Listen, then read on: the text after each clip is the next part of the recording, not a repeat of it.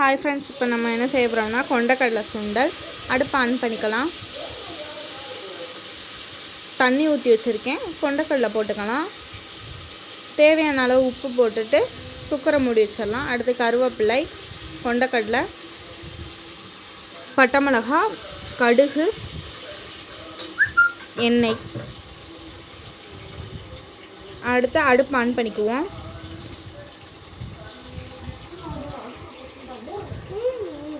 சட்டி கொஞ்ச நேரம் காயட்டும். தேவையான அளவு எண்ணெய் ஊற்றிக்குவோம்.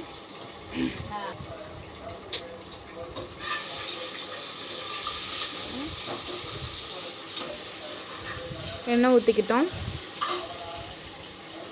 தேவைங்கிற அளவுக்கு எண்ணெய் ஊற்றிக்குவோம்.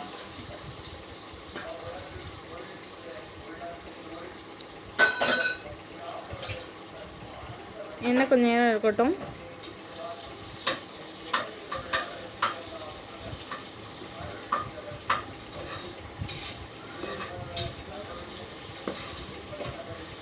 கொஞ்சம் கடுகு போட்டுக்குவோம்.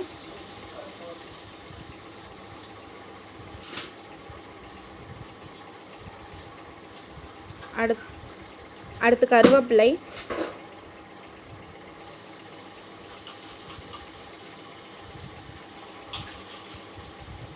அடுத்து பட்டை மிளகாய் போட்டு தாளிச்சு விட்டுப்போம். கொஞ்ச நேரம் தாளிச்சு விட்டுணும்.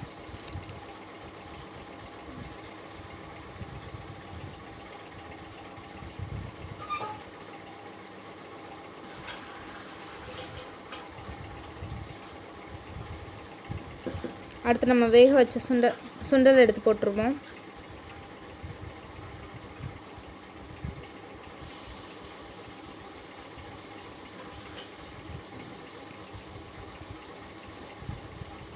நல்லா மிக்ஸ் பண்ணிக்கிட்டே இருக்கணும். நல்லா கொஞ்ச நேரம் மிக்ஸ் ஆன பிறகு நம்ம அடுப்பு ஆஃப் பண்ணிடலாம். மிக்ஸ் பண்ணணும். நல்லா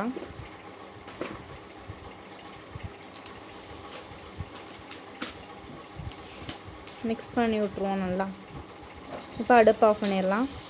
அவ்வளோதான், நம்ம சுண்டல் ரெடி.